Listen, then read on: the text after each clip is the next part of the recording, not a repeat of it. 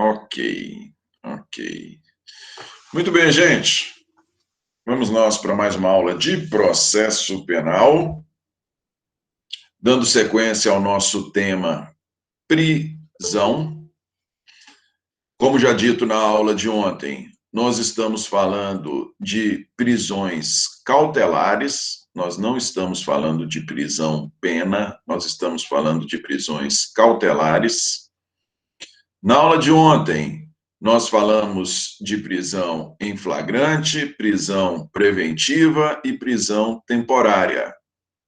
Hoje, na aula de hoje, trataremos de prisão domiciliar, relaxamento de prisão em flagrante, relaxamento de flagrante e concessão de liberdade provisória.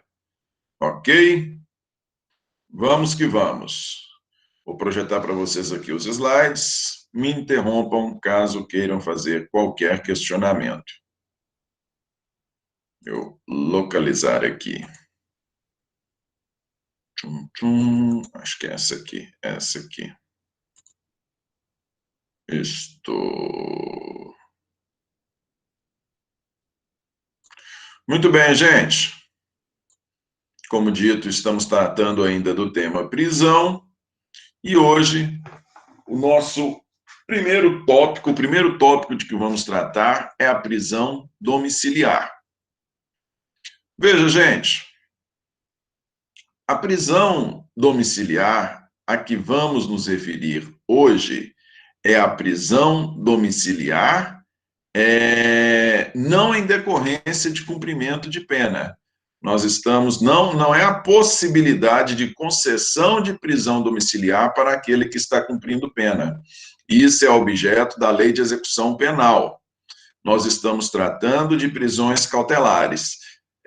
Quando falamos de prisão domiciliar, nós estamos falando da possibilidade de aplicação da prisão domiciliar em substituição à prisão cautelar, ok? Não prisão-pena, prisão processual. A prisão domiciliar a que estamos nos referindo aqui é a prisão cautelar, beleza?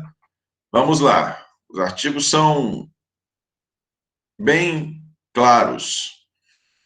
A prisão domiciliar consiste no recolhimento do indiciado ou acusado em sua residência, só podendo dela ausentar-se com autorização judicial. A prisão domiciliar consiste no recolhimento do indiciado ou acusado em sua residência, só podendo dela ausentar-se com autorização judicial. Vocês vejam que o propósito, então, da prisão domiciliar, como o próprio nome indica, é a possibilidade de que aquele que se encontra preso cautelarmente, aquele que se encontra preso na modalidade de prisão processual, permaneça recolhido em sua própria residência, não podendo sair da sua própria residência em função dessa prisão cautelar que lhe foi aplicada. Ok? Como nós vamos ver aqui no artigo 318, nós não temos a possibilidade de aplicação da prisão domiciliar para toda e qualquer pessoa, não. A prisão domiciliar, ela é uma modalidade de prisão, uma espécie, né, a possibilidade de aplicação de prisão cautelar, apenas em situações excepcionais. E essas situações excepcionais estão relacionadas no artigo 318. Poderá o juiz substituir a prisão preventiva. Vejam vocês, nós estamos falando, portanto, de uma prisão cautelar, de uma prisão processual. Vimos prisão preventiva ontem. Poderá o juiz substituir a prisão preventiva pela domiciliar quando o agente for. Olha, gente, o que vocês têm que pensar comigo? Vimos ontem 3 espécies de prisão cautelares: em flagrante, preventiva, temporária. Em flagrante, como nós dissemos ontem, ninguém permanece preso em flagrante, a pessoa é presa em flagrante, porém ela não permanece presa em flagrante. Os autos os autos de prisão em flagrante são encaminhados para o juiz imediatamente. Dentro de 24 horas, o juiz tem que relaxar o flagrante, conceder uma liberdade provisória ou converter o flagrante em preventiva. Então, ninguém é mantido preso em flagrante. Não há por que substituir o flagrante pela domiciliar.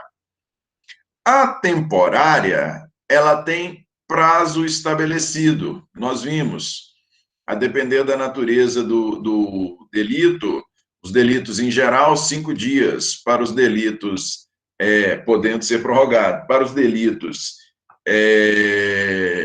para os crimes hediondos, por exemplo, da 8.072, temporária pode ser de 30 dias, também prorrogável. A prisão domiciliar, ela se destina para a substituição da prisão preventiva, que é aquela que, como disse para vocês, não tem prazo estabelecido. Prisão preventiva não tem prazo estabelecido, ela não tem.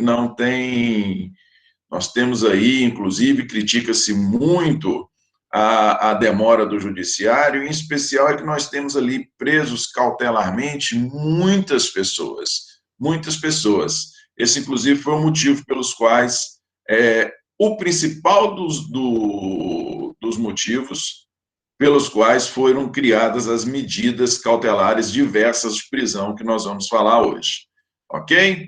Mas como disse para vocês, a prisão domiciliar ela é aplicada apenas em situações excepcionais, em substituição à prisão preventiva.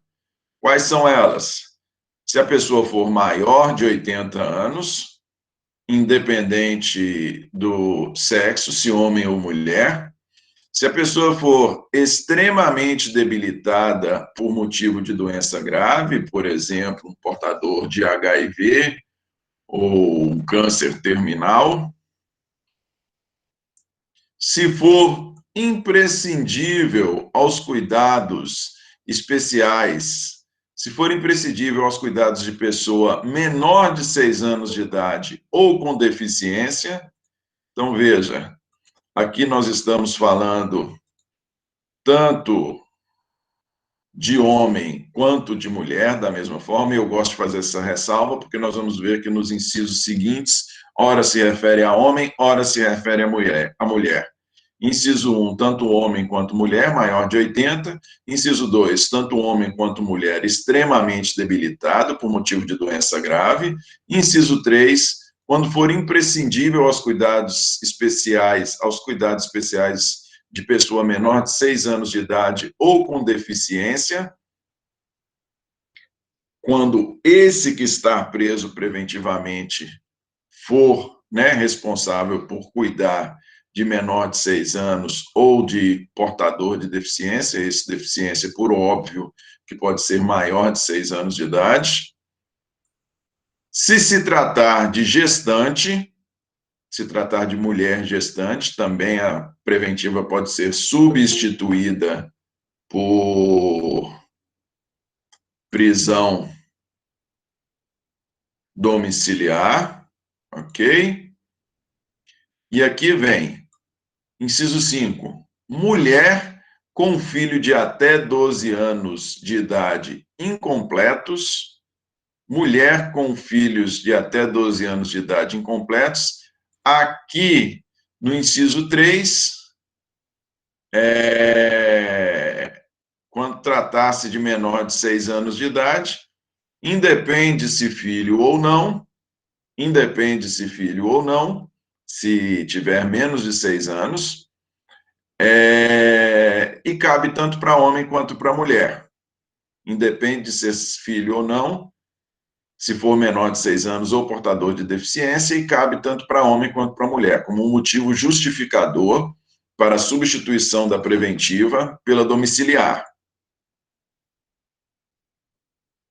Aqui não temos ninguém. Já no inciso 5, trata-se exclusivamente de mulher e mulher que tenha filho.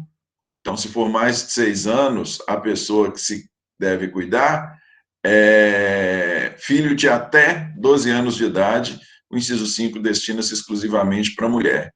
E inciso 6, homem caso seja o único responsável pelos cuidados de filho de até 12 anos de idade incompletos. Então, para a mulher, basta ter filho de até 12 anos de idade. Para o homem, é necessário que ele seja o único responsável pelos cuidados do filho de até 12 anos de idade, 12 anos incompletos. Quer dizer, se a mulher for casada e residir com seu companheiro e tiver filho menor de 12 anos, o juiz pode conceder a substituição da preventiva pela domiciliar. Se o homem for casado e tiver um filho de 10 anos de idade e residir com a sua esposa, o juiz não pode conceder a substituição da preventiva pela domiciliar, porque aqui faz-se necessário que o homem seja o único responsável pelos cuidados, ok? Uma distinção aqui entre homem e mulher, entre os incisos 5 e 6. Beleza? Para a substituição, o juiz exigirá a prova idônea dos requisitos estabelecidos neste artigo. Se estivermos falando de relação de filhos, é tranquilo, né? Basta certidão de nascimento, gestante basta exames, idade não tem dúvida nenhuma, né? Pessoa debilitada da mesmíssima forma, tudo por meio de comprovação por meio de documentos. Beleza? Cabe prova testemunhal ou de outra natureza, apenas nesse inciso 3 aqui, quando não se tratar de filho. Imprescindível aos cuidados especiais de pessoa menor de 6 anos de idade ou com deficiência. Aqui nós precisamos de prova documental ou até mesmo prova testemunhal, para apresentar e demonstrar essa circunstância.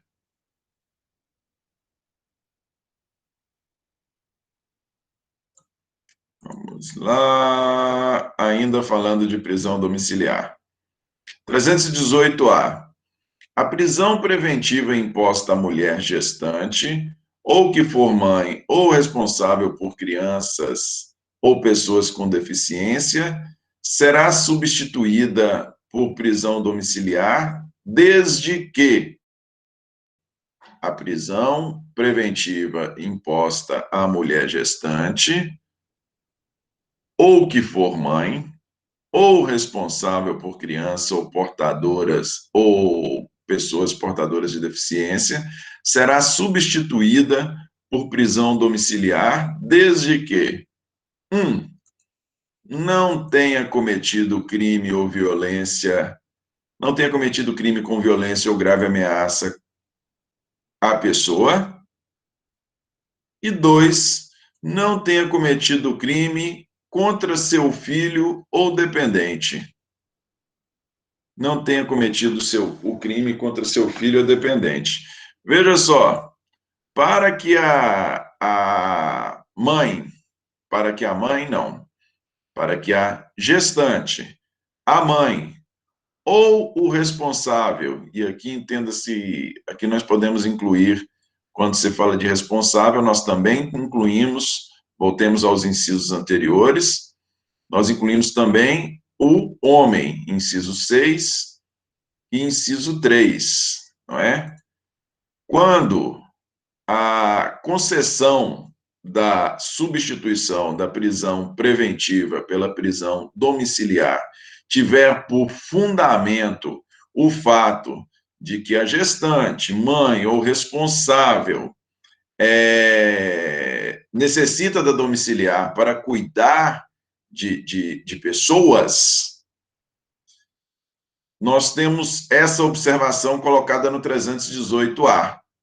O delito por eles cometido não pode ser crime cometido, não pode ter sido crime cometido com violência ou grave ameaça, violência ou grave ameaça à pessoa, não é? Não pode ser daqueles crimes elencados lá no 121, 129, nós não podemos estar falando de lesão corporal, nós não podemos estar falando de homicídio ou tentativa de homicídio. Ou no inciso 2, não tenha cometido o crime contra seu filho ou dependente. No inciso 2, não precisa, nós não precisamos estar falando de crime cometido com violência ou grave ameaça. No inciso 1, é crime cometido com violência ou grave ameaça contra qualquer pessoa, não só aquelas que serão cuidadas, em tese. No caso do inciso 2, se estivermos falando daqueles, né, que justificam a concessão da prisão domiciliar, da substituição da preventiva pela domiciliar, crime de nenhuma natureza pode ter sido cometido contra eles. Nenhum furto, nem delito de nenhum, delito patrimonial, né, desde que sem violência, aí, se tiver violência, se estivermos falando de roubo, aí sem sombra de dúvida. Mas mesmo que não seja, mesmo que não tenha violência ou grave ameaça, sendo as vítimas os dependentes que, em tese, ele quer cuidar, né, para justificar a substituição. 318B.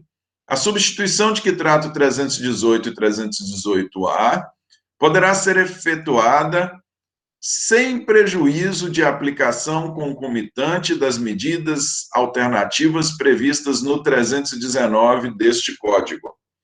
A substituição de que tratam o 318 e o 318A, substituição da preventiva pela domiciliar, poderá ser efetuada sem prejuízo da aplicação concomitante das medidas alternativas previstas no 319 deste Código.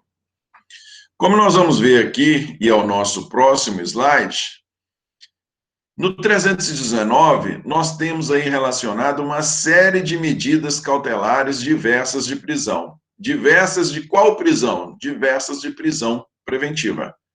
É o que eu disse para vocês.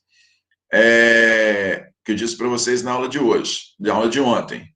A depender da circunstância, o juiz, entendendo que quaisquer dessas medidas cautelares aqui são suficientes para que aquele perigo da liberdade do imputado, do acusado, do réu, que o perigo da liberdade dele seja contido, se qualquer dessas medidas cautelares aqui forem suficientes, né? Aí o perículo in mora vai estar dominado e não se faz necessário prendê-lo, não se faz necessário cercear sua liberdade. Essas são as medidas cautelares que são as primeiras ferramentas que o juiz vai analisar quando chega até ele um pedido de prisão preventiva. Ok?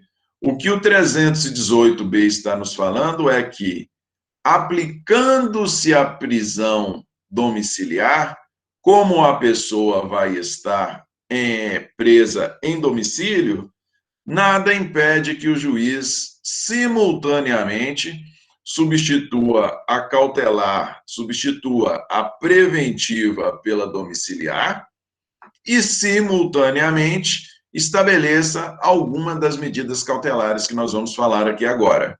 Ok? Mais uma vez, essas medidas cautelares são voltadas para serem aplicadas em substituição à prisão preventiva. Primeira ferramenta de substituição, a prisão domiciliar, que é aplicável apenas a estas situações indicadas aí no 318. Segunda medida possível são as medidas cautelares do 319. Essas são aplicáveis, passíveis de ser aplicado para as pessoas em geral, não apenas as relacionadas aqui no 318. Ok?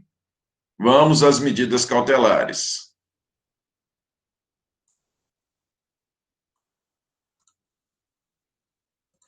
São medidas bem tranquilinhas, bem tranquilinhas. Como disse para vocês, e vocês viram isso em penal, vocês vão ver com mais detalhes quando forem estudar execução penal.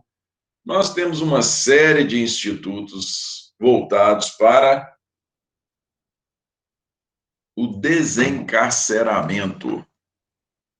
a determinação de medidas cautelares diversas de prisão, mais uma vez, diversas de prisão preventiva, são medidas dessa natureza, desencarcerizadoras, voltadas para que a pessoa não seja remetida ao cárcere. Vamos lá, as medidas. Inciso 1, comparecimento periódico em juízo, no prazo e condições, comparecimento periódico em juízo, no prazo e condições fixadas pelo juiz para informar e justificar suas atividades. O juiz pode determinar o comparecimento, que a pessoa compareça semanalmente, quinzenalmente lá no fórum, na secretaria, para justificar.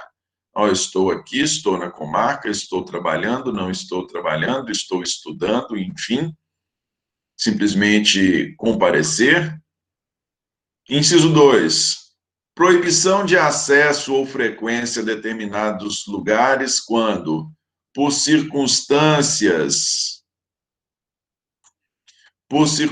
relacionadas ao fato, deva o indiciado ou acusado permanecer distante desses locais para evitar risco de novas infrações.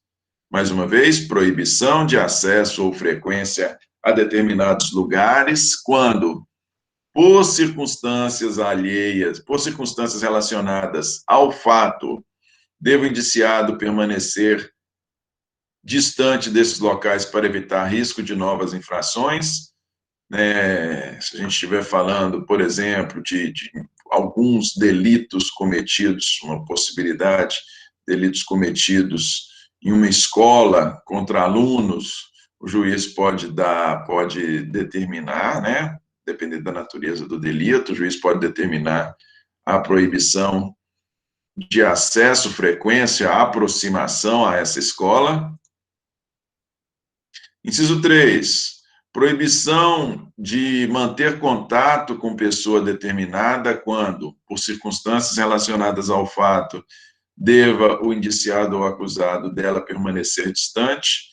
Isso aqui é fácil da gente visualizar, com certeza nós também temos lá na Maria da Penha, né? Já temos medidas previstas na própria Maria da Penha, medidas dessa natureza, mas nada impede que a gente esteja falando de medidas que podem ser aplicadas também a vítimas homens sob este fundamento aqui.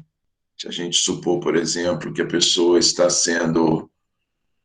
constantemente leva um couro, né, do autor do delito, constantemente ele é vítima de lesão corporal, o juiz pode determinar essa medida, ao invés de mandar o autor da surra para prisão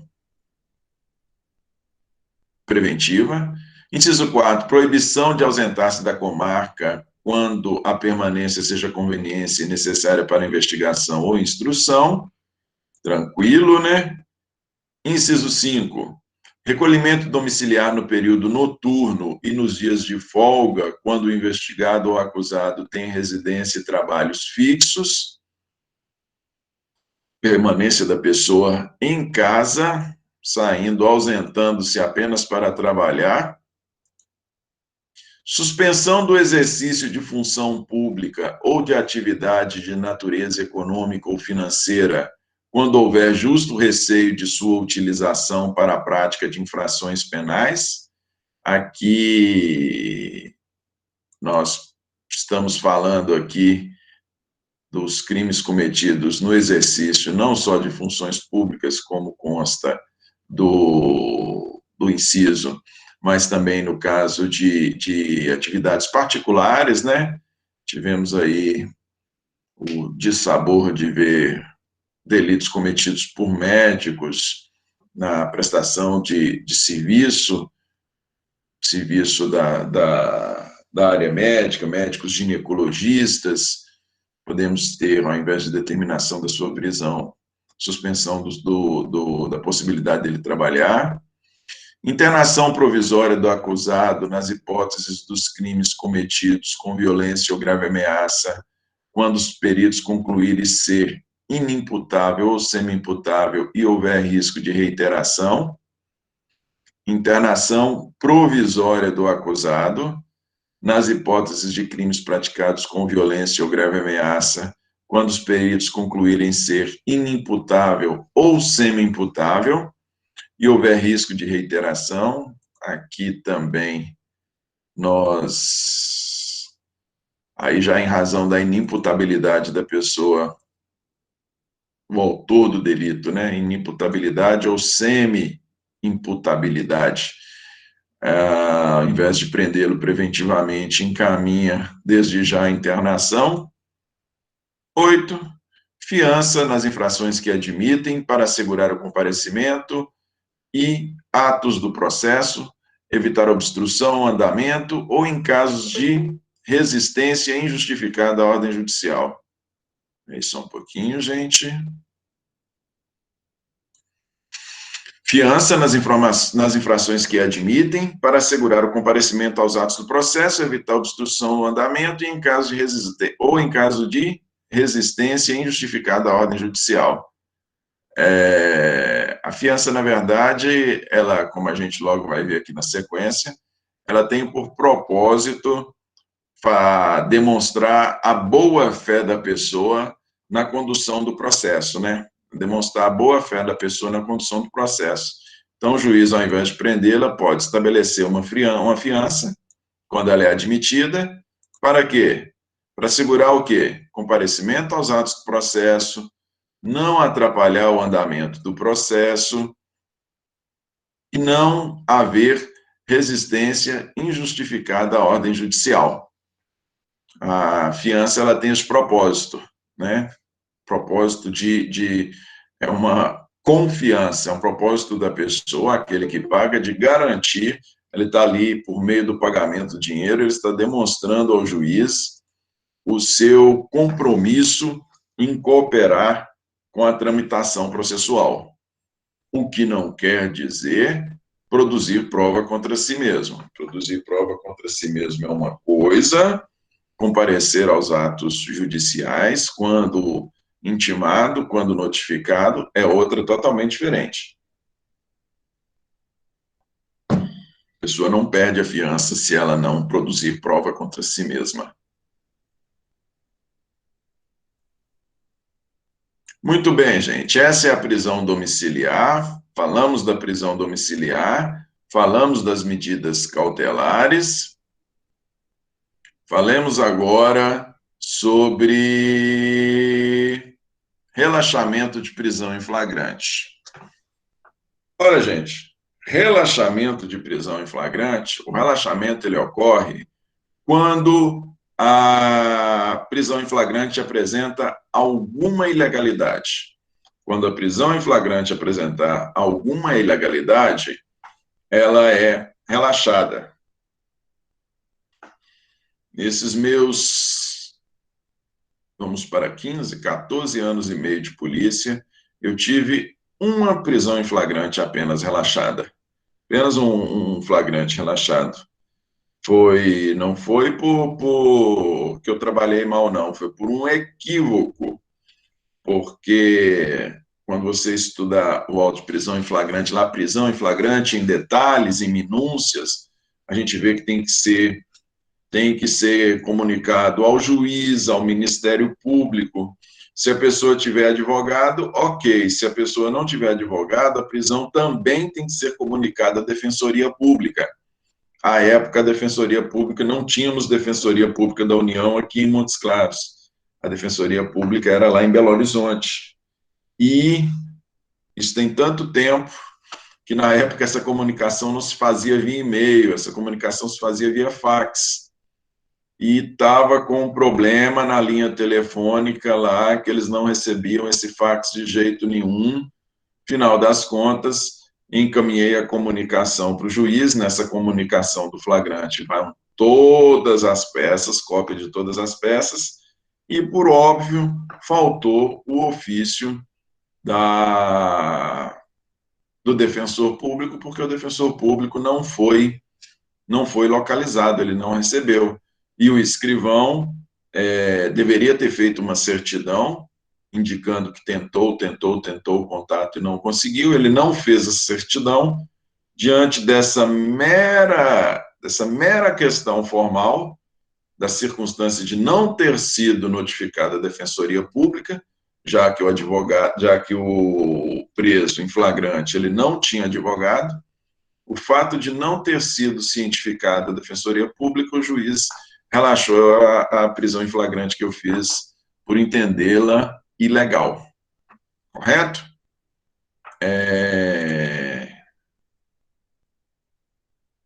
O juiz concedeu de ofício. O juiz concedeu de ofício ao relaxamento da prisão em flagrante. 310. Após receber, falemos do relaxamento. Eu nem lembro, tem tanto tempo que eu nem lembro de que era o flagrante, não. Nem lembro. Tem tempo pra caramba. Não lembro do que era, não. Só sei que fiquei com trauma, fiz terapia. Foi um tempo, assim, muito difícil para mim. Ora, tentei o raio da defensoria lá, foi que não deu, E o escrivão dormiu no ponto, era só ele ter informado, entendeu? Era só ele ter informado que tentamos conseguir dar uma certidão, mas ele dormiu no ponto, mas tudo bem. Entre mortos e feridos, salvaram-se todos. Lá na polícia não se nomeia defensor dativo, não. Quem faz essa nomeação é o juiz. Na polícia não tem como, não. Se tivesse um advogado de porta de cadeia, igual tem lá na civil, resolvia a parada, né? Muitas vezes ali na civil tem o que o pessoal fala que é o de porta de cadeia. Fica lá no plantão e tal, resolvia a paradinha. Mas como lá não tinha, aí não deu jeito. Não, mas nesse caso aí não ia resolver, não, hein? Porque ia manter o cara preso. Não, mas pelo menos não relaxava o flagrante. Se o cara fica Foi, preso, o foi problema. bom pro cara, entendeu? Se o cara tá preso, eu não tô nem aí. Não, também não, mas eu tô falando assim, foi bom pro cara. Um advogado nesse Não, caso ia bom fazer pro cara, um bom pro trabalho bom. cara. Maldade minha. Se ele tá preso, eu não tô nem aí, não. O problema foi que, pô, relaxou o flagrante, entendeu? Vou levar isso aí pro meu currículo. A culpa foi do escrivão, a culpa foi da defensoria, foi minha, não. Grão-mogol? Grão-mogol é bom, hein, rapaz? A prima minha trabalhou em Grão-mogol há um tempão. Você conhece o Dimas aí, Hendrik? Dimas, que é promotor daí? Quer dizer, ele é daí, foi promotor? Isso.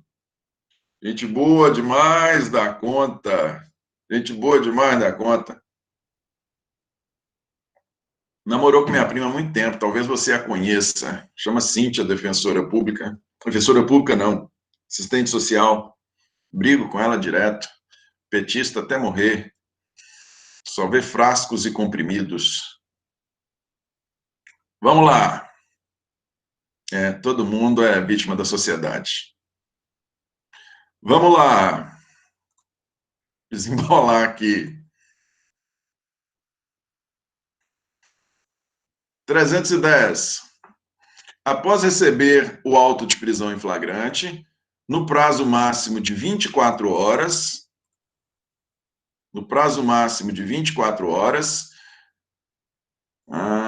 após a realização da prisão, o juiz deverá promover a audiência de custódia com a presença do acusado, seu advogado constituído ou membro da Defensoria Pública e o membro do Ministério Público.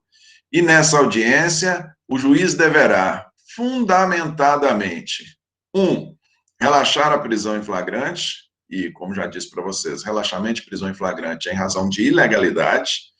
2. Converter a prisão em flagrante em preventiva, quando presentes os requisitos do 312, falamos ontem, e se revelarem inadequadas ou insuficientes as medidas cautelares diversas da prisão. Então, vejam vocês, num primeiro momento, o juiz vai ver se cabe as cautelares, mesmo presentes os pressupostos da preventiva. Somente se as cautelares forem insuficientes, como consta aí do inciso 2, é que o juiz vai falar, não tem jeito, cautelar para esse caso aqui é pouco, vou ter que determinar a prisão preventiva. E terceira possibilidade, conceder a liberdade provisória com ou sem fiança. Ok? 3 possibilidades, relaxamento 310, inciso 1. Muito bem. Liberdade provisória. Vamos para a liberdade provisória. Falamos de prisão domiciliar, falamos de medidas cautelares e falamos de relaxamento de prisão em flagrante. Falemos agora de liberdade provisória. Muito bem. Conceito do Fernando Capês. Instituto processual que garante ao acusado o direito de aguardar em liberdade o transcorrer do processo até o trânsito em julgado, vinculado ou não a certas obrigações, podendo ser revogado a qualquer tempo diante do descumprimento das condições impostas. Mais uma vez, instituto processual que garante ao acusado o direito de aguardar em liberdade o transcorrer do processo até o trânsito em julgado, vinculado ou não a certas obrigações, podendo ser revogado a qualquer tempo diante do descumprimento das condições impostas.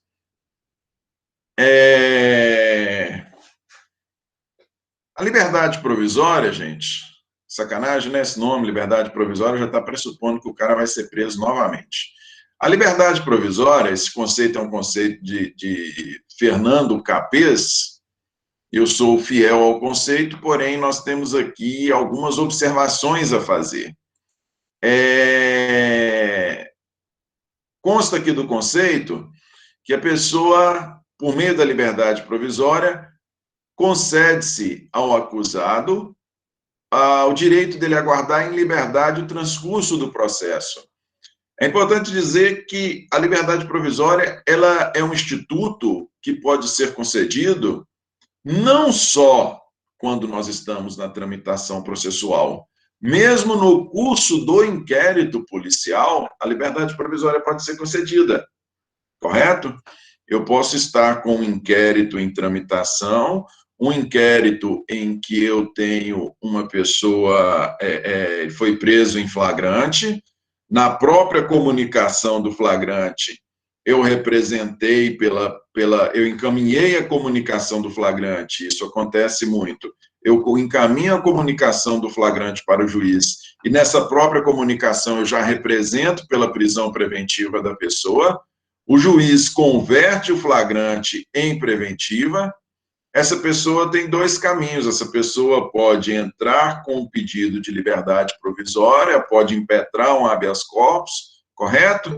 Então, a liberdade provisória, está aqui no conceito do Capês, a liberdade provisória, ela garante a liberdade no transcorrer do processo, mas ela não é concedida apenas no processo.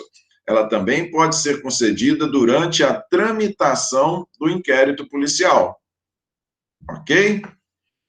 Vinculado a certas obrigações, podem ser estabelecidas obrigações como não se ausentar da comarca, comparecer regularmente ao juízo para justificar suas atividades, e essa liberdade concedida provisoriamente, mais uma vez, é um nome que está pressupondo a condenação, pode ser revogado caso essas condições impostas, essas obrigações impostas, não sejam cumpridas.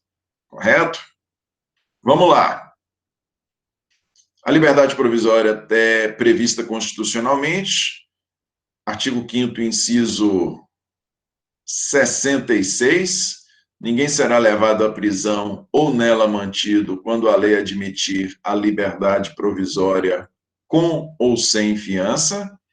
Então, sendo cabível a liberdade provisória, a pessoa não pode ser mantida presa, a pessoa não pode estar, né, ser levada, ela não pode nem ser levada à prisão e nem ser mantida presa. Tem que ser desde já liberada ou necessariamente liberada na sequência. Mais uma vez, com ou sem fiança. Com ou sem fiança.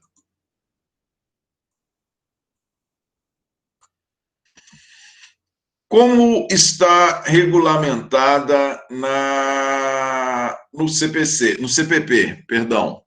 No CPP, liberdade provisória possui uma regulamentação até relativamente extensa. Está entre os artigos 321 e 350 do Código de Processo, 321 e 350 do Código de Processo Penal.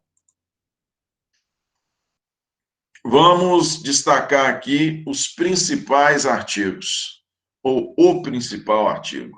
Artigo 321. Ausentes os requisitos que autorizam a decretação da prisão preventiva, o juiz deverá conceder a liberdade provisória, impondo, se for o caso, as medidas cautelares previstas no artigo 319 deste Código e, observados os critérios constantes do artigo 282. Mais uma vez, ausentes os requisitos que autorizam a decretação da prisão preventiva, o juiz deverá conceder a liberdade provisória, impondo, se for o caso, as medidas cautelares previstas no 319, são as cautelares que acabamos de ver, e observados os critérios constantes no artigo 282. Então, veja, vimos os requisitos e fundamentos da prisão preventiva, né? Vimos lá o fumus boni iure e o periculo in mora. Se estiverem eles ausentes, necessariamente, em obediência ao artigo 321, ausentes esses requisitos e pressupostos, o juiz deve conceder a liberdade provisória para aquele que se encontra preso. Para aquele que se encontra preso. É importante, gente, que nós podemos estar falando tanto de prisão em flagrante, como também nós podemos estar falando de prisão preventiva. Porque pensem comigo, nós podemos estar falando de uma pessoa que acabou de ser presa em flagrante e não estão presentes os requisitos da preventiva, ou nós podemos estar falando de uma pessoa que foi presa em flagrante, teve o flagrante convertido em preventiva, sob o fundamento de que a pessoa estava atrapalhando a instrução processual, a pessoa estava ameaçando testemunhas, e a pessoa, o investigado, depois réu, continua preso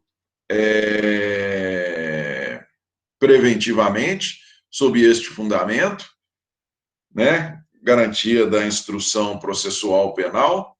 Passada a instrução, nós não teremos mais o fundamento para que ele seja mantido preso. Ele foi preso em flagrante, o flagrante foi convertido em preventiva, foi convertido em preventiva porque ele estava ameaçando testemunhas, ele ficou preso durante o concluir do inquérito policial, ficou preso durante a instrução processual penal, encerrada a instrução, não há mais motivo para a manutenção dele preso preventivamente. Já que não há mais motivo, o juiz pode lhe conceder a liberdade provisória. Então, a liberdade provisória pode ser tanto lá no inicinho, quanto também no transcurso do processo, ok? Impondo, se for o caso, as medidas cautelares previstas no 319, quando não couber, quando conceder a liberdade provisória, e observados os critérios do artigo 282. 282, por favor, Vitor, que me auxilia aí, 282 do CPP, o que seriam esses critérios do 282? 282. As medidas cautelares previstas neste título deverão ser aplicadas observando Ah, sim. Ah, ok. São os critérios para a aplicação das cautelares. As medidas cautelares previstas nesse título serão aplicadas observando-se a necessidade de aplicação da lei penal para investigação ou instrução nos casos expressamente previstos para evitar a prática de novas infrações, adequação da medida à gravidade do crime, ok, ok. Essas medidas cautelares, então, são o 282 aqui. Quando o artigo 321 refere-se ao 282, ele está se referindo aos critérios, aos requisitos necessários para a concessão das medidas cautelares. Ok? Devem estar presentes. 322. A autoridade policial somente poderá conceder fiança nos casos de infração cuja pena privativa de liberdade máxima não seja superior a 4 anos. Parágrafo único. Nos demais casos, a fiança será requerida ao juiz, que decidirá em 48 horas. Mais uma vez, a autoridade policial somente poderá conceder fiança nos casos de infração cuja pena privativa de liberdade máxima não seja superior a 4 anos. Parágrafo único. Nos demais casos, a fiança será requerida ao juiz, que decidirá em 48 horas. Professor, Pois não. requerida por quem? Pela autoridade policial? Vamos lá. Será requerida ao juiz? Não. Requerida pela autoridade policial? Não. Requerida Pelo por advogado aquele que está do réu, preso. né? Ah, não, Por aquele beleza. que está preso. Pelo seu advogado, pela defensoria. A autoridade policial, ela somente pode conceder a liberdade provisória, está aí tranquilamente, né, para os crimes apenados com até 4 anos. Como a imensa maioria, pelo menos no âmbito da Polícia Federal, a imensa maioria dos crimes de nossa atribuição são delitos com pena máxima superior a 4 anos. Então, dificilmente, se eu concedi liberdade provisória nesse tempão todo aí de polícia, foram pouquíssimas vezes. Porque a polícia somente pode conceder a liberdade provisória com ou sem fiança nos delitos até 4 anos. Agora vejam vocês que interessante. Quando o delegado de polícia visualizar que estão ausentes os requisitos que autorizam a decretação da preventiva, somente nessa circunstância, isso é um juízo de valor do delegado de polícia para os crimes até 4 anos de idade, somente nessa circunstância é que ele pode conceder. Ele vai fazer um juízo de valor e ver estão ou não estão presentes os requisitos e pressupostos da preventiva. Se ele entender que não estão, e tratando-se de crime de menos pena máxima inferior a 4 anos, o delegado pode conceder, com ou sem fiança, e já vamos falar aqui da fiança. Se o delito possuir pena superior a 8 anos, perdão, a 4 anos, aí não. Aí somente quem pode conceder a fiança, somente quem pode conceder a liberdade provisória, o parágrafo único aqui fala a fiança será requerida ao juiz, mas não só a fiança, a liberdade provisória. Se o crime tiver pena máxima superior a 4 anos, somente quem pode conceder a liberdade provisória é o juiz. Ok?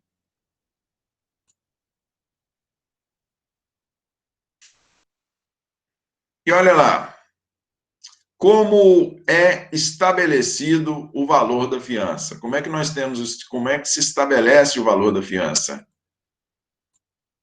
O valor da fiança será fixado pela autoridade que a conceder nos seguintes limites. Inciso 1, de 1 a 100 salários mínimos, quando se tratar de infração cuja pena privativa de liberdade, no grau máximo, não for superior a 4 anos. Então, se estivermos falando de de concessão feita por delegado de polícia, por autoridade policial, num primeiro momento, né, considerando aqui apenas os incisos 1 e 2, considerando o inciso 1, a fiança não pode passar de 100 salários mínimos.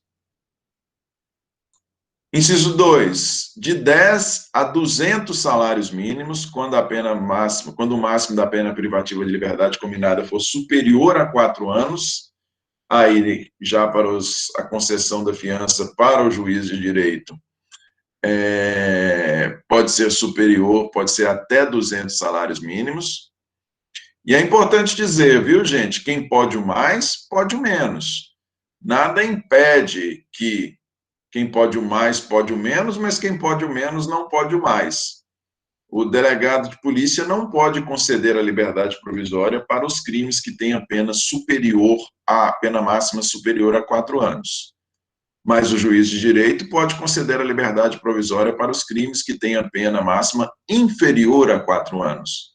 Nada impede que o delegado não conceda a liberdade provisória por entender que estão presentes os requisitos e pressupostos da prisão preventiva, por isso ele não concede. Nada impede que ele não conceda e o juiz, chegando até ele o caso, o juiz analise e fala, não, peraí, a pena é a máxima inferior a 4 anos, ok, a autoridade policial entendeu que estão presentes os critérios, que estão presentes os requisitos e pressupostos da preventiva, porém, eu, juiz, analisando aqui o caso concreto, para mim, o delegado está equivocado e eu vou conceder a liberdade provisória. Quem pode o mais, pode o menos. Quem pode o menos, não pode o mais. Ok? Parágrafo 1º. Se assim recomendar a situação econômica do preso, a fiança poderá ser 1. Dispensada, na forma do artigo 350. 2. Reduzida até o máximo de 2/3, ou aumentada até 1000 vezes. Dispensada, no caso, na forma do artigo 350, reduzida até o máximo de 2/3, ou aumentada até 1000 vezes. A determinação do valor da fiança, gente, leva em consideração a condição econômica do preso. Nós temos lá as previsões de prisão por dívida, o que se quer com o estabelecimento da fiança, nós não podemos manter uma pessoa presa quando é passível de concessão de liberdade provisória, nós não podemos mantê-la presa em razão do valor da fiança, a menos que a pessoa tenha condição financeira para pagar a fiança e opte por não pagá-la. Está claro, evidente, é uma pessoa que possui um emprego formal, é uma pessoa que possui plena condição de pagar a fiança e ela opte, não, eu não vou pagar a fiança. Então, tá bom, tá ótimo, você vai continuar preso. Agora, não tendo a pessoa condição de pagar a fiança, essa fiança pode ser dispensada. Algum questionamento aí? Ô, professor, Pois não. esse aumentado aí até 1000 vezes é respeitando o inciso 1º e 2º lá do 325, né? Que é no máximo 100 ou 200 salários. Claro. Da autoridade. Ah, tá. Porque claro, assim, claro. isso aí dava para passar. Não, a autoridade policial não pode. Não, a autoridade policial não pode passar de 100. Mas Não, e o juiz não pode passar de 200, entendeu? Não, o juiz pode. Pode? Pode. Então não é de 10 a 200. Não, o juiz pode. É porque, via de regra, é apenas de 10 a 200. Mas nada impede que, e aí nós, quando a gente vai para o parágrafo 1º, a gente vai estar analisando aí essa situação excepcional da situação econômica, situação excepcional em decorrência da situação econômica daquele que se encontra preso. Porque, quer ver? Então, mas o que eu falo é o seguinte, o delegado não tem como aplicar, então, o inciso 3º ali do parágrafo 1º, de aumentar 1000 vezes, né? Não, o delegado não, mas o juiz tem. Ah, sim, entendi. O juiz tem a possibilidade de chegar aí a 200 mil. 200 mil salários mínimos. Uhum. Joga o 350 aqui, por favor. Coloca aí, 350 peraí. CPP.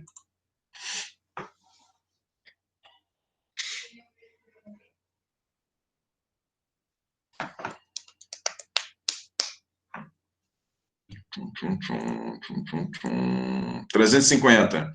Nos casos que couber fiança, o juiz, verificando a situação econômica do preso, poderá conceder-lhe liberdade provisória, sujeitando-o às obrigações constantes do 327 a 328 deste Código e outras medidas cautelares, se for o caso.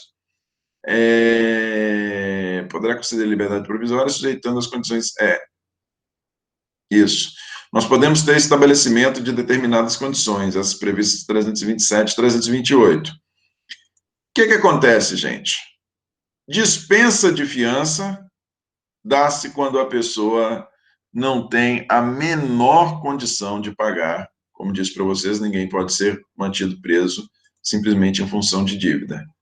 A redução é quando a pessoa possui alguma possibilidade de pagar, né? E a ideia do aumento, da possibilidade de aumento, ela se dá em função de que, como disse para vocês, a ideia é que a pessoa, aquele a quem é concedida a liberdade provisória, como dito, o nome liberdade provisória já pressupõe a culpa, né? Aquele a quem é concedido a liberdade provisória, ele vai colaborar com a tramitação, vai colaborar com a investigação e vai colaborar com a tramitação do processo, né? Se o valor pago por ele, se esse valor for um valor ínfimo, por isso a possibilidade de aumentar, se esse valor for um valor ínfimo, a fiança não vai surtir esse efeito. Não vai surtir esse efeito. Muito bem. Nós temos algumas expressões na lei e na doutrina que devem ser ressaltadas, todas elas referentes à fiança.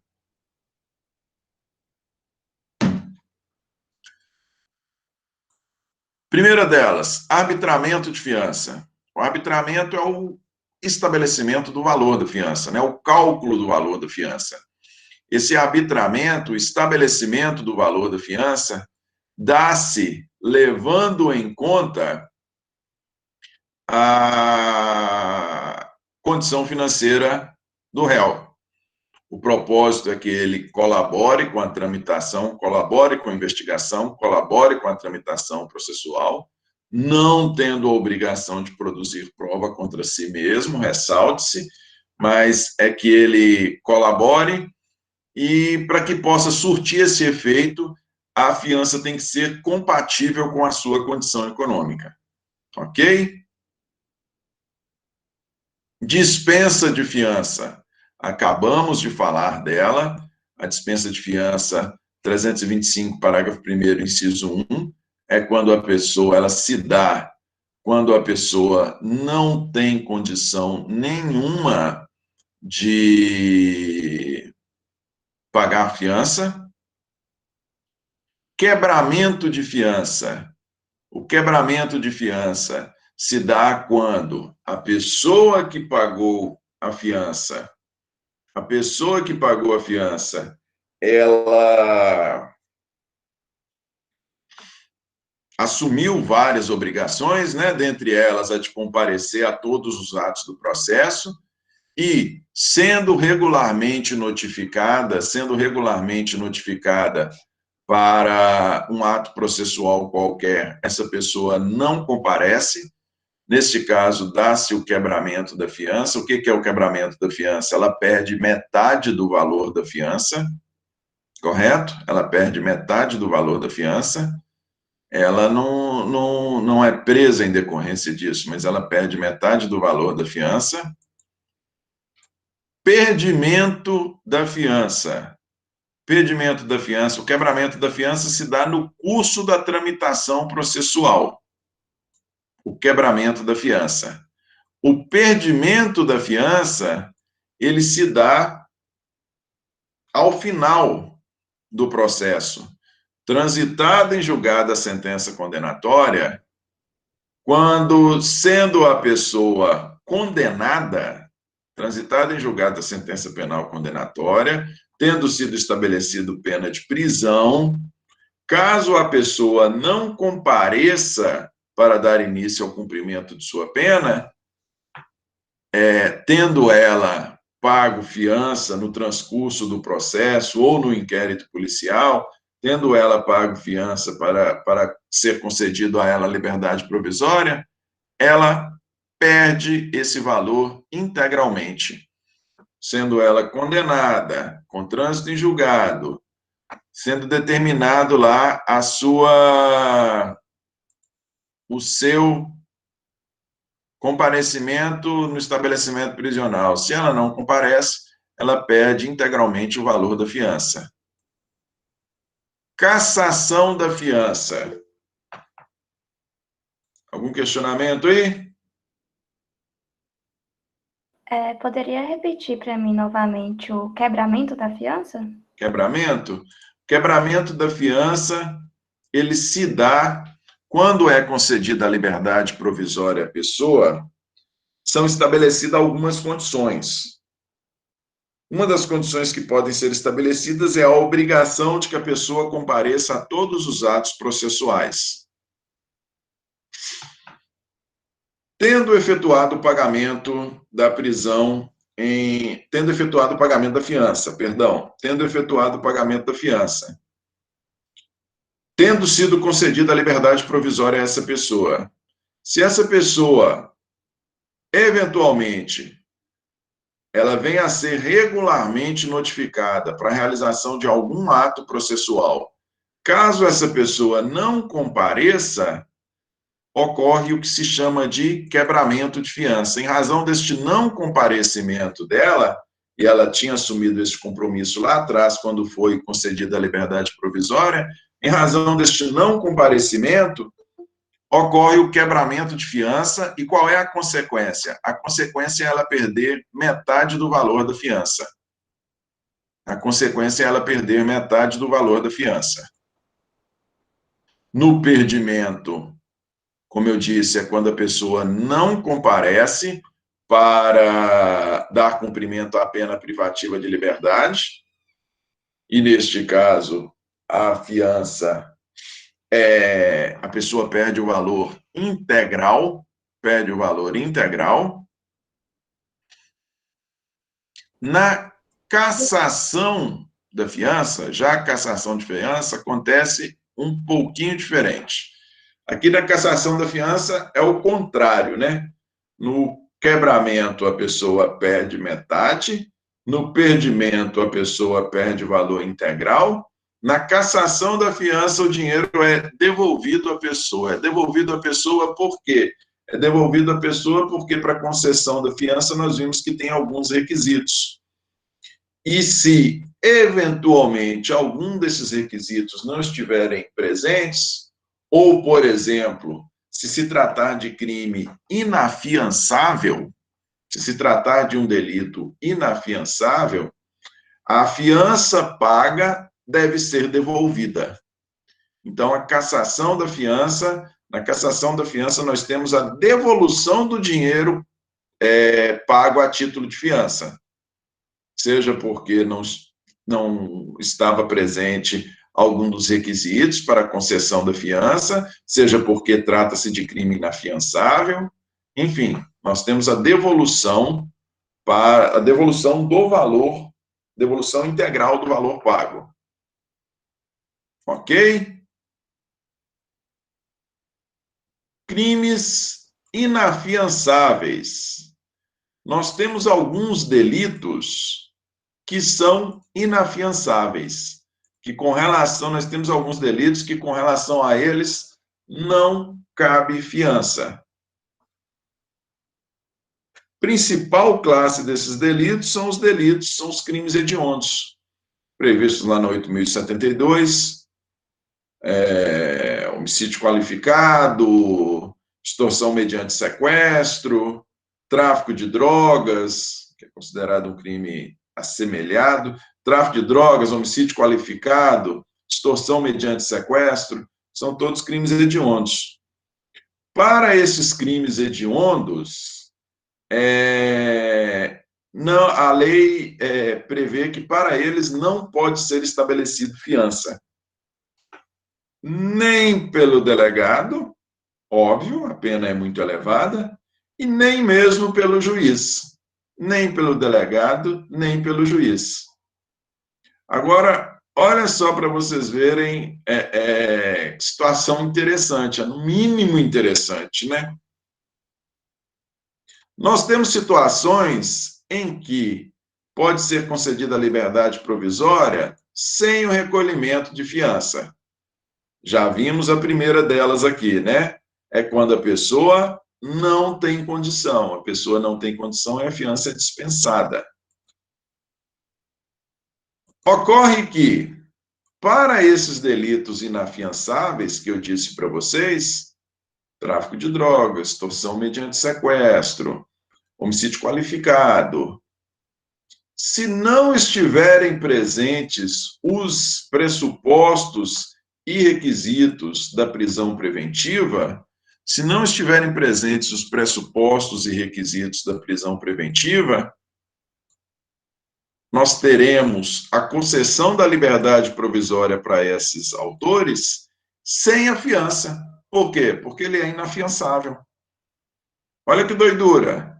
Se a pessoa cometeu um furto, artigo 155, subtrair para si ou para outra em coisa alheia móvel, sem violência, se a pessoa cometeu um furto, e se essa pessoa que cometeu o furto preencher os requisitos para a concessão de liberdade provisória e tiver condição financeira, ela pode a ela sim ser concedida a liberdade provisória, desde que ela pague a fiança. Ok? Furto. Se a pessoa vem a cometer uma extorsão mediante sequestro, um homicídio qualificado ou um tráfico de drogas, vem a cometer delitos dessa natureza, muito mais graves, se não estiverem presentes os requisitos e pressupostos da prisão preventiva, essa pessoa tem que ser concedida a ela a liberdade provisória. E para ser concedida a ela a liberdade provisória, vai ser concedido sem fiança. Por que sem fiança? Porque o delito cometido por ela é inafiançável. Então, vejam que é uma doidura aí, na verdade, na lei, né? Nós temos aí um erro, essa é a verdade, temos aí um erro na lei. Para os delitos menos graves, temos a possibilidade de estabelecimento da fiança, que não deixa de ser uma garantia de que a pessoa vai contribuir, colaborar com a investigação e com a instrução processual. Isso para os delitos menos graves. Para os delitos mais graves, nós não temos a previsão dessa garantia. Por quê? Porque são delitos inafiançáveis. Opção do legislador. Ou opção ou falha mesmo. Muito bem. Gente, o que tínhamos para falar sobre prisão,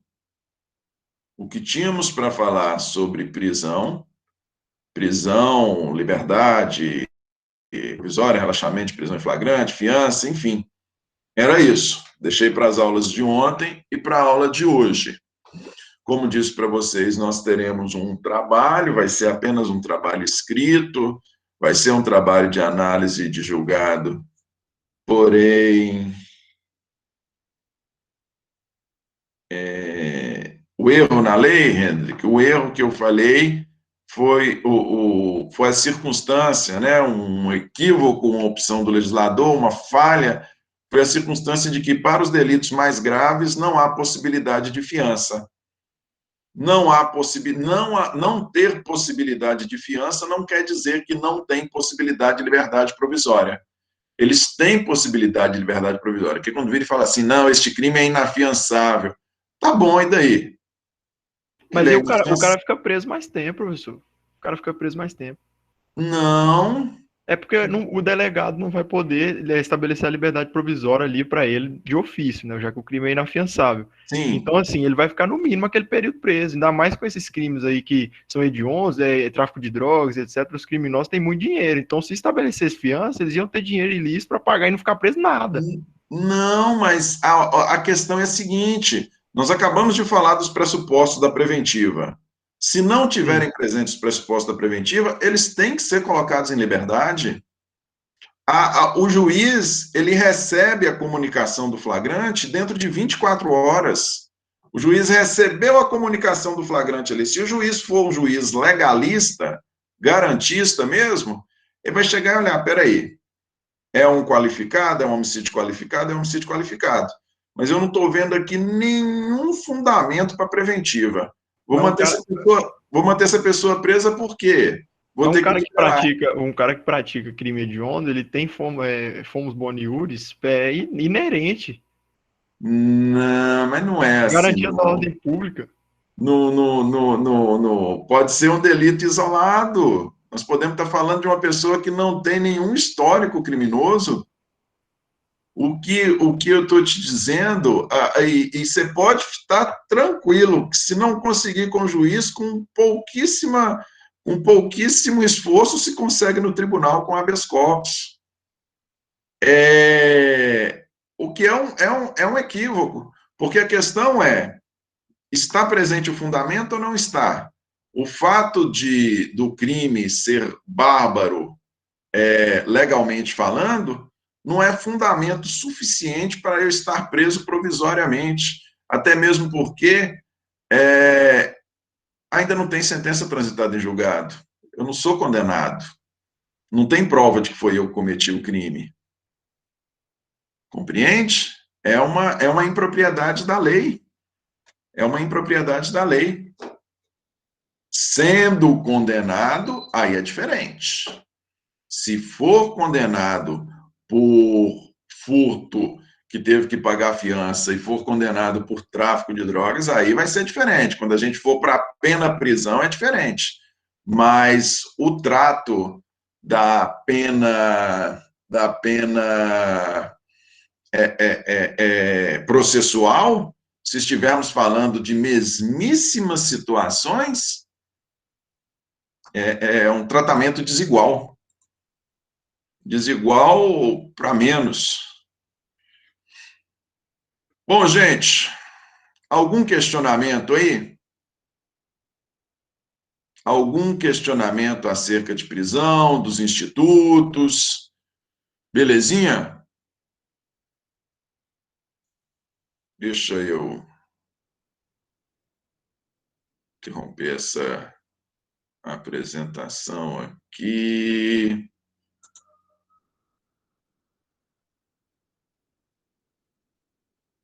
Interromper a gravação também. Ok.